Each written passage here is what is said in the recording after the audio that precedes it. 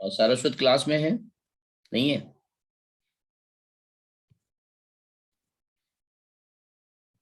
Saraswat class में नहीं है क्या? No sir. ओके, चलिए तो डिस्पर्सिव पावर की बात करते हैं। डिस्पर्सिव पावर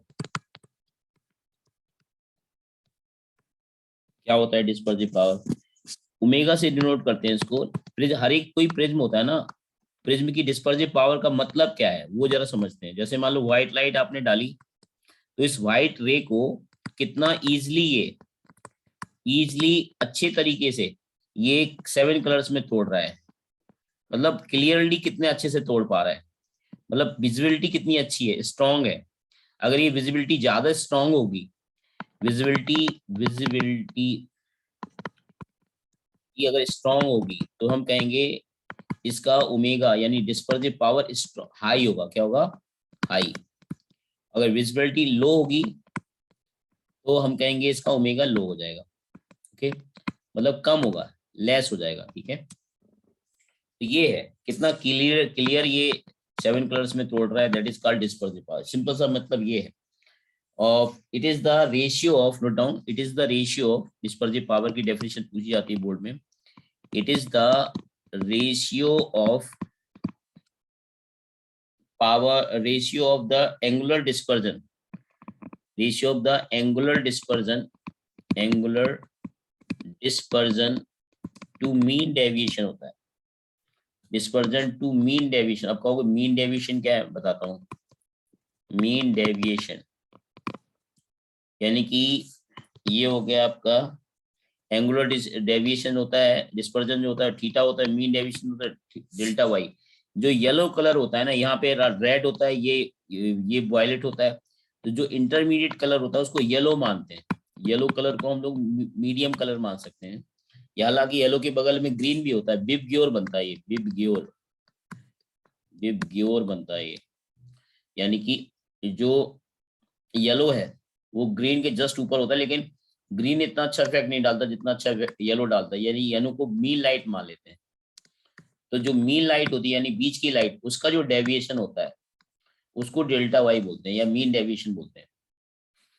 तो इसकी वैल्यू हम उसमें देख चुके थे। ये क्या होता है?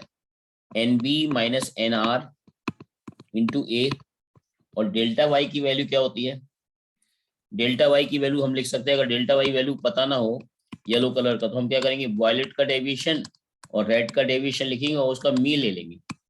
ऑब्वियसली सीधी सी बात भी होनी चाहिए, जब इसको मीन डेविएशन को कह रहे हैं और येलो कलर जो है वो मीन कलर माना जा रहा है, तो उसका मीन डेविएशन क्या होगा? लास्ट की जो दो है उनके डेविएशन का मीन ले लेते हैं, तो मीन डेविएशन आ जाता है। तो इसको हम लिख सकते हैं delta B plus delta R by 2।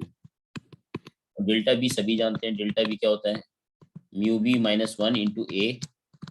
और डेल्टा आर जो होता है वो क्या होता है? म्यू आर माइनस 1 इंटू ए। तो आप इसको और अच्छे से डिफाइन करके लिख सकते हो। ठीक है, आगे बढ़े, बोलिए। इसको और यस कायदे सर। से आप लिखना चाहो तो इसी तरह से लिख सकते हो। आप इसको ऐसे भी लिख सकते हो, एन बी माइनस, अगर डायरेक्ट येलो कलर का डेविएशन दे दिया तब आप डायरेक्ट इसको ऐसे भी लिख सकते हो। इसको लिख सकते हो म्यू वाई माइनस 1 इंटू ए। तो ए से ए कट जाएगा। इसी को लिख सकते हैं N B minus N R upon N Y. N का मतलब रिफ्लेक्टिव इंडेक्स है, एन वाई माइनस 1। यानी ये भी डिस्पर्सिव पावर का ही फॉर्मूला है। चाहे आप अगर वाई और सबके रिफ्लेक्टिव इंडेक्स दे रखे हैं सभी कलर्स के, तब ये यूज करेंगे। अगर डेविएशन वगैरह दे रखा है वायलेट और रेड का, तब ये यूज करेंगे। तो डिस्पर्सिव पावर ये होती है। इसका एंगल का कोई यूनिट नहीं होता। डिस्पर्सिव पावर है नो यूनिट। क्यों यूनिट? क्योंकि ये भी एंगल होता है, ये भी एंगल होता है, both are angle, so it have no unit, no unit and dimension. Is it clear बच्चों, everybody? Yes sir.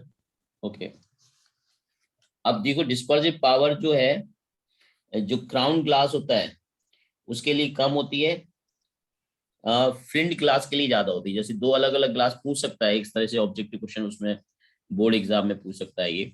For crown glass, दो अलग अलग मटेरियल होते हैं। फॉर क्राउन ग्लास के लिए क्या होती है, कम होती है omega, then omega for flint glass.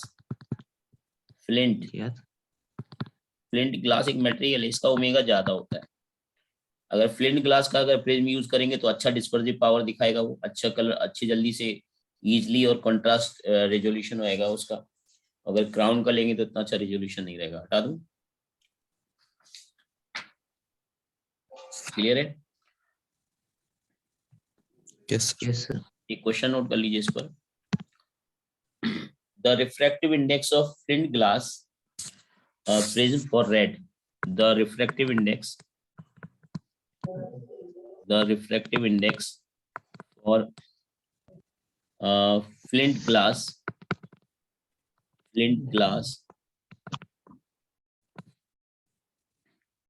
prism for red, yellow, violet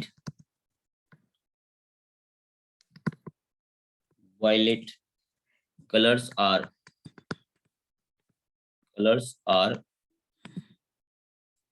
1.790, 1.795 and 1.805 respectively.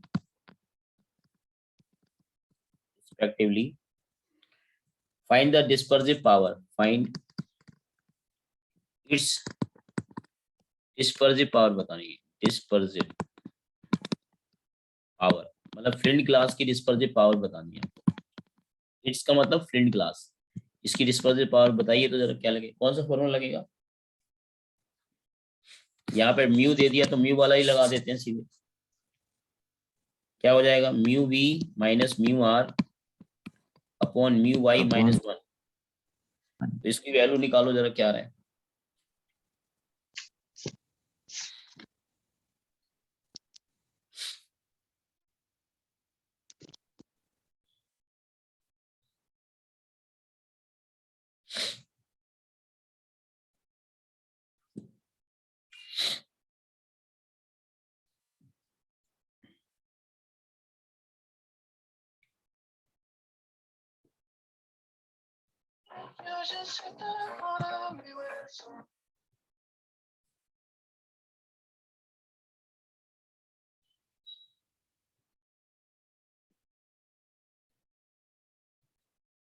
तो सरस्वत क्लास में क्यों नहीं हो? सर मैं अभी जस्ट बाहर से आया था, मेरा ध्यान नहीं गया। अभी आ जाओ तुरंत फटाफट। हाँ सर।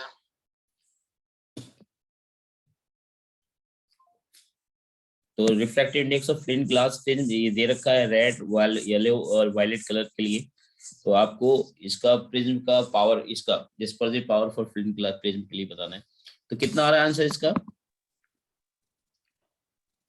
वैल्यू पुट कर दीजिए सारा। तो 0.0188 के आसपास आ रहा होगा, चेक करो। 153 आ रहा सर। Yes sir. हाँ इसके आसपास आ रहा होगा। इसका यूनिट नहीं होता, मैं पहले बता चुका हूँ। यूनिट क्यों नहीं होता वो देख लीजिएगा। एक क्वेश्चन और है थोड़ा सा, वो भी नोट कर लीजिए इसी पर। इसके क्वेश्चन कम मिलते हैं इसलिए मैं एक साथ करा देता हूँ दोनों। टू स्मॉल एंगल्स प्रिज्म है, टू स्मॉल एंगल्स प्रिज्म है, small angles prism A and B, दो प्रिज्म है ए और बी, ए एंड बी, यहाँ एंड जरूर लिख देना, A and B. Deviate the blue ray, deviate the blue ray, blue ray को डेविएट करते हैं बाई 6 डिग्री एंड 8 डिग्री। यानी कि जो ए प्रिज्म है वो ब्लू लाइट को 6 डिग्री से डेविएट कर रहा है, और जो दूसरा वाला प्रिज्म है वो 8 डिग्री से डेविएट कर रहा है। And red rays, and red rays by 4 degree and 6 degree respectively। तो बताने which prism will have more dispersive power.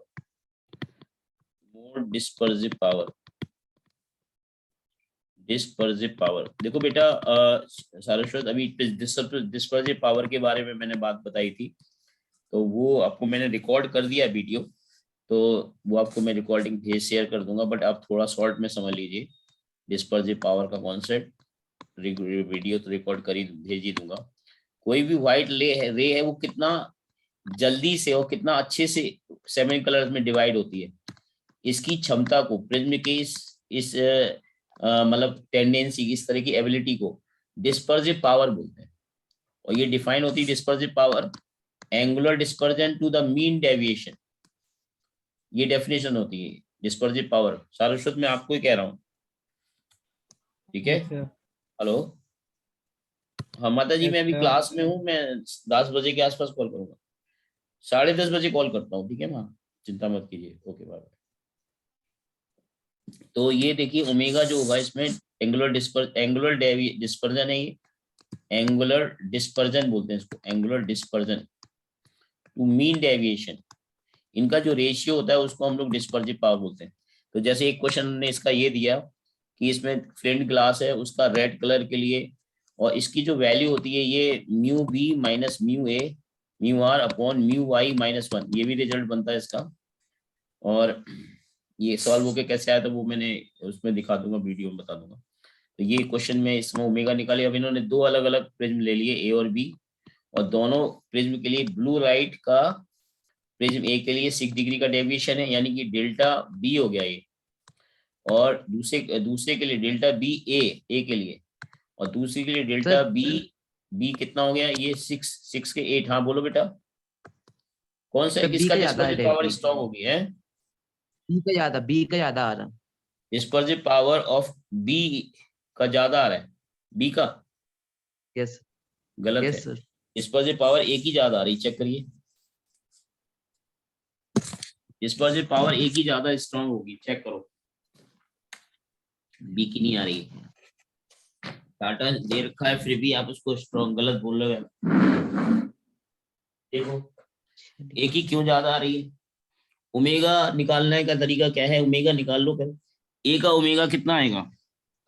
ए का ओमेगा आ जाएगा ओमेगा ऑफ ए, ये आएगा delta B minus delta R of A upon delta B plus delta R by 2 आएगा ना यहाँ पर for A minus 1। Mean deviation लेना, -1 नहीं आएगा यहाँ पर, यही आएगा। यहाँ नीचे प्लस क्यों करा, समझ में आ रही बात? जब मीन डेविएशन नहीं दिया होता तो क्या कर देते हैं, दोनों को डेविएशन को जोड़ के बाई 2 नहीं करते हैं, बताया नहीं था? क्यों भाई? सारस्वत, चिराग, यस आपने क्या गड़बड़ सड़बड़ कर दिया? ये म्यू नहीं दे रखे हैं, ये डेल्टा दे रखे हैं बाबा, तुमने क्या कर दिया, म्यू समझ गए क्या इसको? क्यों? ये हो जाएगा 6 माइनस, और इसका रेड का कितना है, रेड का ए के लिए 4 है, 6 माइनस 4 अपॉन 6 प्लस 4 यानी कितना होगा 10/2 यानी कि 5। तो पहले का आएगा 2/5 ए का। बी का कितना आएगा? बी का आएगा डेल्टा बी वाइट, इसके कलर के लिए कितना 8 और इसका रेड कलर का कितना है, सेकेंड का रेड कलर का कितना है 6 अपॉन कितना होगा 8 + 6/2। इसका जरा चेक करो कितना आ रहा है, ये आएगा 2 अपॉन कितना आएगा 8 और 6 कितने होते हैं 14 यानी 7। किसका ज्यादा होगा बोलो जरा, इसका ज्यादा हुआ नहीं हुआ? चिराग, हाँ सर। फिर आपने इसका गलत क्यों बताया आंसर, जब फॉर्मूले सारे पता थे, स्टिल आपने रॉन्ग क्यों बताया भाई? असी, आपका क्या आ रहा था बोलो, हटा दूं इसको? आप लोग रिस्पॉन्स नहीं देते हो तुरंत, ये अच्छी बात नहीं है, रिस्पॉन्स दिया करो। इरेज कर दूं सार्थक? Yes sir. ओके, अब नेक्स्ट जो है इसमें डिस्पर्जन विदाउट डेविएशन, इसमें कंडीशन होती है, उसका जरा मतलब समझ लीजिए। 2 केसेस होते हैं, केस 1, 2 केस होते हैं। डिस्पर्जन इंपॉर्टेंट है, ध्यान रखना, क्वेश्चन आते हैं जेई मेंस में। Dispersion without deviation, without deviation इसका मतलब क्या है? मतलब लाइट 7 कलर में तो ब्रेक हो लेकिन डेविएशन ना हो, मतलब क्या हुआ देखिए। इसको करने के लिए तभी हम कर सकते हैं, जैसे मान लो इसके लिए हमें 2 प्रिज्म लेने पड़ेंगे, एक प्रिज्म को ऐसा रखना पड़ेगा, एक प्रिज्म को उसके उल्टा रखना पड़ेगा, और दोनों को एक दूसरे के साथ चिपका के रखना होता है। यहाँ पर हम लोग कैनेडा वाल्सम वगैरह लगा देते हैं, मतलब इसको सटा के रखते हैं एग्जैक्टली। मैंने एक जो सटाया नहीं है, बट आप सटा देना होता है इसको, लाइक दिस, सटाना होता है इसको ऐसे, ये गैप नहीं होना चाहिए, इसको हमें सटा देना होगा। तो ये प्रिज्म हमारा ए है और ये प्रिज्म ए है, ये प्रिज्म बी है होंगे ये सेम प्रिज्म ये कहने का मतलब ये हुआ, एक का प्रिज्म एंगल ऐसे होगा और एक का प्रिज्म एंगल ऐसे होगा, नीचे की साइड होगा, इधर एक दूसरे का अपोजिट कर देंगे, यानी 2 प्रिज्म होंगे इसमें। तो क्या मतलब हुआ इसका, देखो जैसे हमने व्हाइट लाइट डाली, यहाँ से व्हाइट रे डाल दी हमने, यहाँ पर व्हाइट रे पुट कर हमने डाली, यहीं से वो 7 कलर में स्प्लिट होना स्टार्ट हो जाएगा, 7 कलर में स्प्लिट हो जाने। जब ये प्रिज्म हमने उल्टा रख दिया ना, 1 2 3 4 5 6, एक और निकाल देते हैं 7, तो जब ये उल्टा प्रिज्म रखा तो क्या होगा, ये जो लाइट फाइनल निकलेगी, ये यहाँ से क्या होगा, ये फिर से मिलना स्टार्ट हो जाएगी, इस सबको मिला देगी एक में और एक सिंगल रे बना देगी। मतलब ये वाली रे और ये वाली रे एक दूसरे के पैरेलल होनी चाहिए, क्योंकि डेविएशन इसके बीच में, इंसिडेंट के बीच में और इमरजेंट के बीच में डेविएशन 0 होना चाहिए। Angle of deviation between incident ray and emergent ray, this should B 0। इसको बोलते हैं नो डेविएशन, इसको बोलते हैं नो डेविएशन, मतलब डेविएशन नहीं होना चाहिए। डिस्पर्जन, एक मिनट सॉरी मैं गलत हो गया, मैं sorry, dispersion without deviation, dispersion तो होना चाहिए, डेविएशन नहीं होना चाहिए, सॉरी, यानी कि 7 कलर तो जाएंगे लेकिन सारे के सारे क्या होंगे, इसके पैरेलल ही होंगे, 7 के 7 कलर, ठीक है। डिस्पर्जन हो बट डेविएशन ना हो, इज इट क्लियर? मतलब ये 7 कलर में टूटेंगे, ये रेड रेड ही रहेगा और ये वायलेट वायलेट रहेगा, यहाँ 7 कलर टूटेंगे, बिबग्योर बनेगा ही बनेगा। अरे बोलो ना यार, is it clear? But deviation नहीं होना चाहिए, डिस्पर्जन तो हो, ये यस, और डेविएशन नो नहीं होना चाहिए। क्लियर है सर? हाँ बोलो। सर है ना, मुझे याद है मैंने पढ़ा था कि मतलब अगर उल्टे ग्लास लगा दिए जाए तो एक लाइट निकलती है, पहले आपने जो कहा था नहीं नहीं नहीं नहीं, याद नहीं, है उसका सेकंड दूसरा केस में ऐसा होता है, दूसरे केस में होता है डेविएशन विदाउट डिस्पर्जन, आपने वो पढ़ लिया गलती से। अभी सेकंड केस वही है जो आप बात कर रहे हो, जो मैं बात बोल रहा हूँ वो बिल्कुल क्लियर बोल रहा हूँ और 100% श्योर बोल रहा हूँ, आप मेरी बात का विश्वास कर सकते हैं। ये डिस्पर्जन विदाउट डेविएशन है, जो आप मुझे बात बता रहे हैं वो डेविएशन विदाउट डिस्पर्जन है। Is it clear Chirag? Yes sir, yes You are telling another case, I am telling first one. Is it clear? Yes. Okay, so don't interrupt me. Okay, तो जरा देखिए इसमें net deviation should be equal to 0 लिखिए, delta net जो होना चाहिए वो 0 होना चाहिए इस केस में। तो कितना होगा, अगर आप मुझे सही बात बोलेंगे तो मैं मानूंगा, गलत बात बोलेंगे तो मैं नहीं मानूंगा। Getting my point? इसका डेविएशन होगा डेल्टा, इसका डेविएशन होगा डेल्टा डैश, दोनों का डेल्टा जो होना चाहिए 0 होना चाहिए, तभी तो डेविएशन 0 होगा भैया। अरे बोलो ना यार। तो इसके मटेरियल का प्रिज्म का रिफ्रैक्टिव इंडेक्स म्यू है, इसके मटेरियल का प्रिज्म का रिफ्रैक्टिव म्यू डैश है, इसका प्रिज्म एंगल ए है, इसका प्रिज्म एंगल ए डैश मान लेते हैं। Is it clear? बोलो। और ये जो म्यू माना गया है ये किस कलर के लिए माना गया है? ये डेफिनेटली वाई कलर के लिए माना गया है। किसके लिए माना गया है? क्योंकि ये जो डेविएशन होता है वो मीन डेविएशन होता है। कौन सा होता है? ये इसका मीन होगा, ये इसका मीन होगा। Is it clear? जब मीन ही अगर 0 हो जाएगा तो ओवरऑल सबका लिए 0 हो जाएगा ना यार। अरे बोलो। जोर से आवाज नहीं आई क्यों? म्यू सार्थक आपकी भी आवाज नहीं आ रही। तो mu -1 into A plus mu -1 mu dash -1 into A dash, this should be equal to 0। तो यहां से कंडीशन आ जाएगी जो प्रिज्म एंगल होने चाहिए उनका ratio minus of mu -1 upon mu dash -1 के बराबर होना चाहिए। ये कंडीशन आ गई। एक तो ये भी कंडीशन है और इस कंडीशन से निकल के क्या आ रहा है, ये निकल के आ रहा है। तो डायरेक्ट क्वेश्चन पूछ लिया जाता है इस पर, याद रखना। तो this case is what, dispersion तो हो लेकिन डेविएशन ना हो। तो 7 कलर्स में तो टूटना ही चाहिए। Is it clear? हटा दूं इसको? Yes sir, yes sir. Chirag, yes Ashi, sir. तो ठीक है। नेक्स्ट केस, आशी क्लास में हो? Yes, sir. Okay next. अब नेक्स्ट कैसे केस नोट कर लीजिए, deviation without dispersion, case 2। Case 2। हाँ, deviation without dispersion, without dispersion, जो कि आप बात कर रहे थे। तो आपने जो सुना था वो ये सुना था चिराग। ओके, इसमें भी 2 प्रिज्म लिए जाते हैं और एक को एक दूसरे को उल्टा करके रखा जाता है इस तरह से।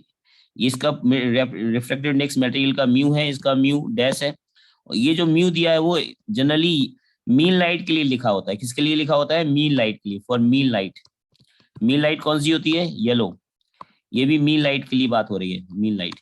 अगर मीन लाइट का ना दिया हो, रेड लाइट और ब्लू लाइट के लिए दिया हो, तो म्यू आप निकाल सकते हो इसका, mu R plus mu B by 2। ऐसे ही इसका म्यू डैश निकाल सकते हो, mu R dash plus mu B dash by 2। Is it clear? जहां म्यू डैश और म्यू आर डैश वही है, वो जो मतलब जो मैंने बताया रेड और ब्लू कलर के लिए refractive index. Is it clear? Yes sir.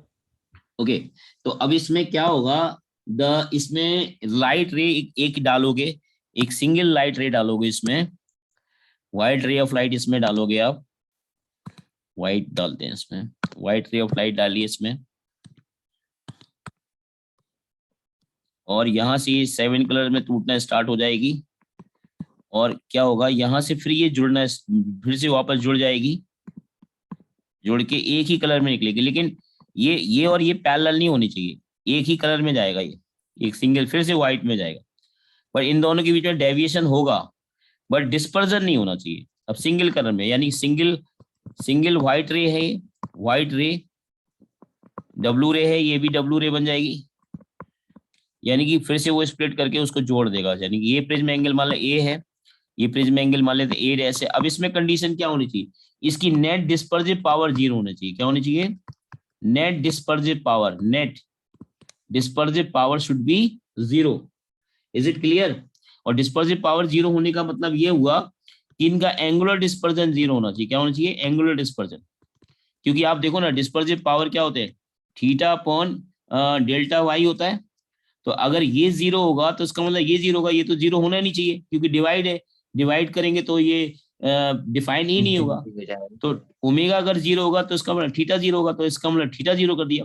तो नेट एंगुलर डिस्पर्जन 0 होना चाहिए, नेट एंगुलर डिस्पर्जन। ये याद रखने की बात है, एंगुलर डिस्पर्जन 0 तब करेंगे जब डिस्पर्जन ना हो, डिस्पर्जन नो हो और डेविएशन यस हो। Is it clear? Yes sir. बोलिए। तो इसकी कंडीशन हो जाएगी वही थीटा, और थीटा का फॉर्मूला क्या बताया था? थीटा का फॉर्मूला बताया था mu B minus mu R into A plus mu B dash minus mu R dash into A dash. और इसका मतलब समझ गए होगे, डैश डैश किसके लिए है और विदाउट डैश किसके लिए? विदाउट डैश ये इसके लिए है और डैश डैश इसके लिए। Is it clear? Yes sir. ठीक है, तो ये यहां तक चीजें हो गई। इस पे एक क्वेश्चन नोट कर लीजिए। बोलूं question? Yes sir. Okay,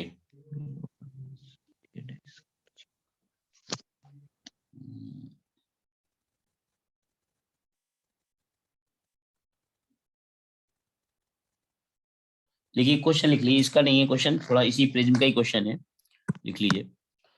the angle of minimum deviation, the angle of minimum deviation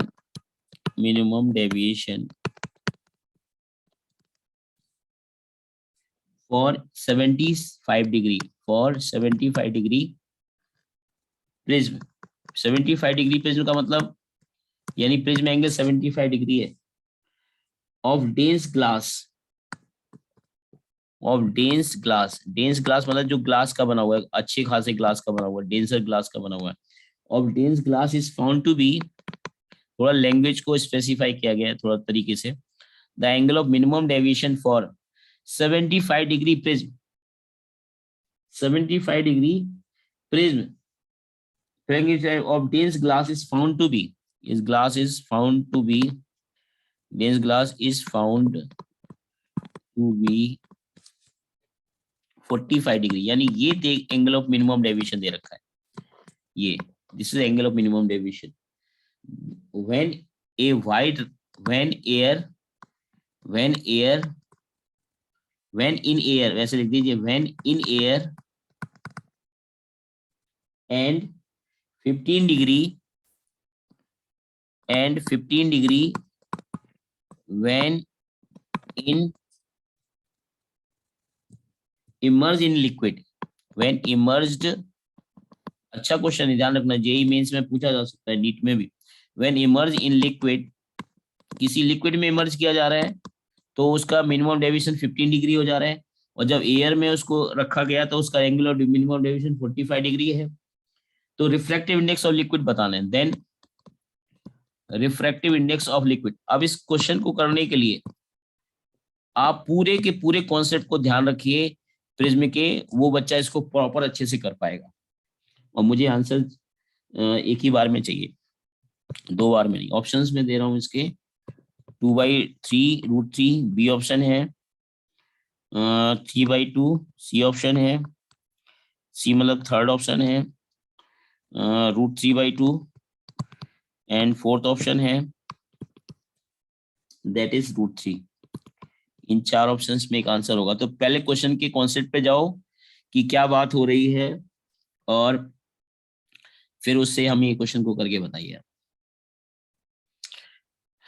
question समझ आया आप लोगों को? Yes sir. Okay, angle of minimum deviation for 75 degree prism for dense glass, जो कि ग्लास बना हुआ है, वो जो 45 डिग्री है जब उसको हवा एयर में रखा गया है, 15 डिग्री है जब उसको प्रिज्म को हमने कहाँ डाल दिया, लिक्विड में डाल दिया, तो 15 डिग्री हो रहा है। तो आपको रिफ्रैक्टिव इंडेक्स बताना है।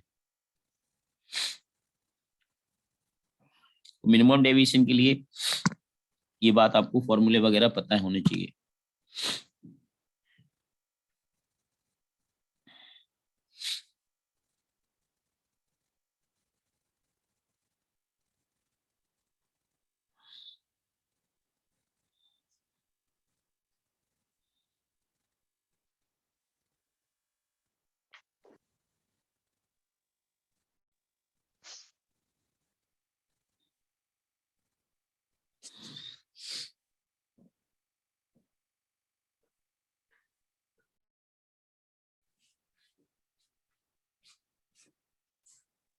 अब आप कहोगे इसमें प्रिज्म का रिफ्रैक्टिव इंडेक्स तो दे ही नहीं रखा, क्यों भाई?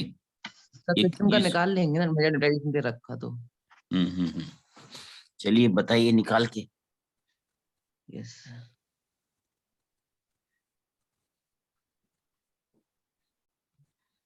तो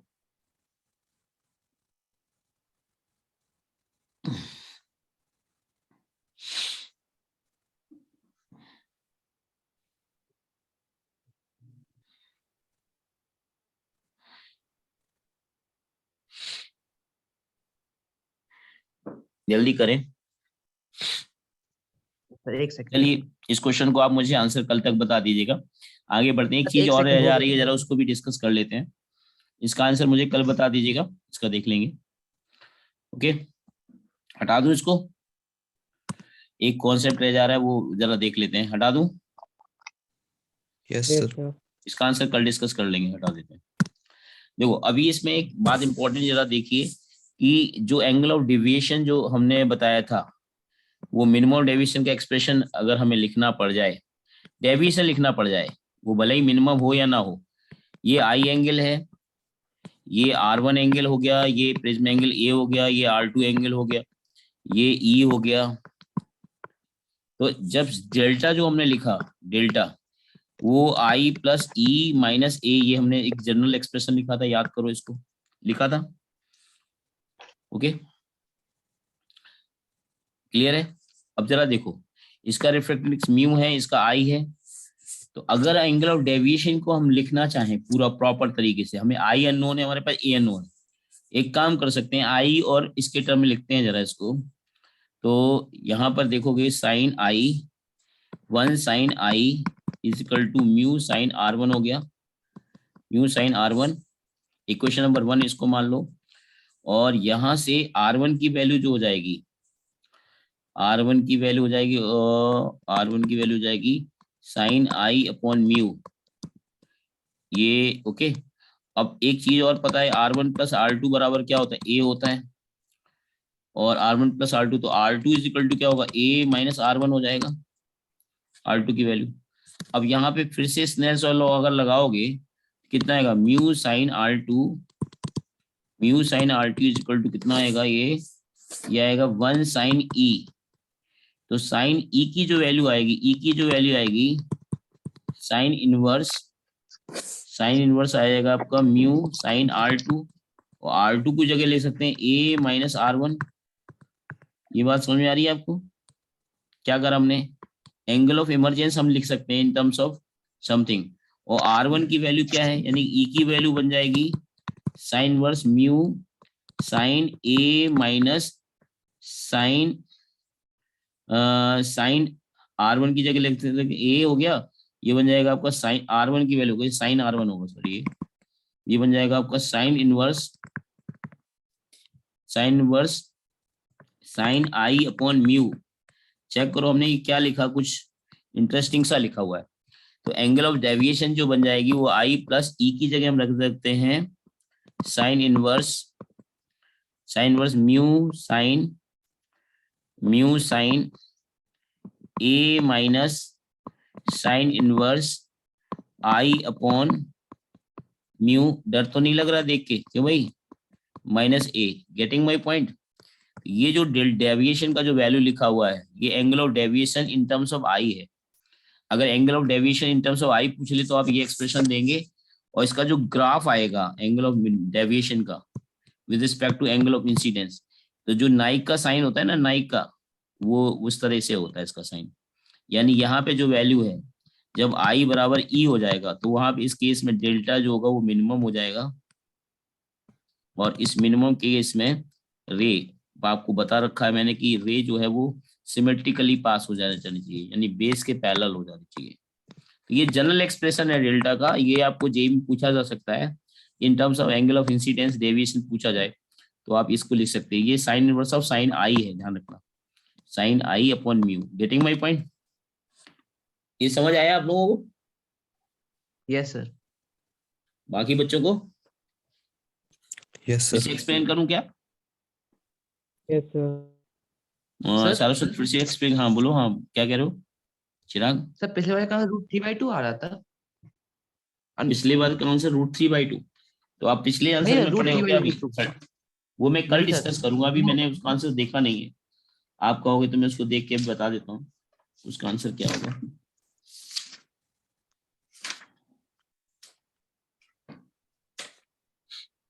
आप पहले इसको बताओ, इसको एक बार एक्सप्लेन और करूं क्या? आशी, सार्थक, नो सर। ओके, सार्थक आपको, No, sir. ओके ठीक है, वेरी गुड। तो हटा देता हूँ उसको। अब उसका जो आंसर तुम कह रहे हो इसका एक्सरसाइज का आएगा कितना बेटा? सर, टेस्ट में क्या आएगा? आंसर √3/2 आ रहा है, सही आ रहा है आपका आंसर। आपने √3/2 निकाल लिया उसका आंसर 36 का? हाँ सर। √3/2 करेक्ट आ रहा है इसका, है ना। चलो बाकी बाद में देख लेंगे, इस क्वेश्चन को भी हटा दिया। कुछ चीजें और मैं बता देता हूँ। हाँ बोलिए, कुछ कह रहे थे आप कोई? सर टेस्ट में क्या? हाँ सर, टेस्ट में क्या आएगा? अच्छा, टेस्ट में क्या आएगा? टेस्ट का एक्चुअली पेपर अभी मैंने प्लान नहीं करा है, एक्चुअली इतना हैट्रिक शेड्यूल था आज कि मॉर्निंग से सपोज मैं 8 बजे से क्लास ले रहा हूँ, 6:30 से क्लास ले रहा हूँ, और दोपहर में बस 1.5-2 घंटे का टाइम मिला था मुझे, तो मैं खाली टाइम पे मुझे रोटेशन ले मिला लें? नहीं, तो इसलिए मैं सोच नहीं पाया। तो अगर मैं सरप्राइज टेस्ट ले रोटेशन लूँ ले तो क्या लें? दिक्कत हो जाएगी? कोई प्रॉब्लम है? नहीं सर। सरप्राइज टेस्ट रखूँ तो सर आपको तो चैप्टर वाइज 11th यही है सिलेबस पे रखूँ या 12th सिलेबस पे रखूँ, ये बता दो आप मुझे। सरप्राइज टेस्ट बताओ सर नहीं टॉपिक। अभी हाँ, वर्क एनर्जी मैं तो सर ये वर्क कह रहा एनर्जी हूँ पापा कि हम ले रोटेशन पे ले लें? आप तो रोटेशन ले रहे हैं, सार्थक ने तो पढ़ा ही नहीं ना रोटेशन, है ना? तो पहले उसको कुछ डिवीजन, कुछ रोटेशन का कॉन्सेप्ट ABCD तो बताना पड़ेगा ना उसको। 12th के मैं कह रहा हूँ, 12th के, क्योंकि 11th का मैं रिवीजन करवाऊंगा, तब सार्थक को भी चीजें लेके साथ में चलूंगा। तब जैसे रिवीजन करवाता हो जाऊँ चैप्टर चैप्टर का, फिर उसके बाद टेस्ट लेते जाएंगे चैप्टर। अभी हम 12th के चैप्टर पे टेस्ट लेते हैं, ठीक है? तो अभी हम टेस्ट ले लेते हैं। जेई मेंस लेवल का ले, एडवांस लेवल का ले? मेंस लेवल का लेते हैं तो 80 का भी यूज हो जाएगा, है ना? क्यों 80? हेलो, क्वेश्चन का स्टैंडर्ड अच्छा होगा, ध्यान रखना, ठीक है? तो टॉपिक जो होगा इलेक्ट्रोस्टैटिक्स का रख लें, पूरा इलेक्ट्रोस्टैटिक्स अप टू कैपेसिटर, बोलिए। सर 11 का आधा हो गया तब तो 11 का ले लेते सर, आधा तो हो ही के वर्क एनर्जी 11th का पहुंच देखो ही गया एक्चुअली क्या है काइनेमेटिक्स ना, भी। सार्थक भी अपना स्टूडेंट है बेटा, वो भी वो है, उसको क्वेश्चंस में हवा नहीं लगेगी ना फिर। कुछ कुछ बेसिक उसको तो आना चाहिए ना, बेसिक्स तो जानना ही चाहिए ना उसको, चिराग। तो उसको यस चिंता सर। मत करो, वो भी रखेंगे, पहले जल्दी जल्दी इसका खत्म करें, हर संडे को लेंगे टेस्ट, ठीक है? खुश? हाँ सर, ठीक तो इस सर। बार इलेक्ट्रोसिटी रख लेते हैं यार, 12th का तो चूंकि उसने पढ़ रखा है सार्थक ने, है ना? हटा दो इसको।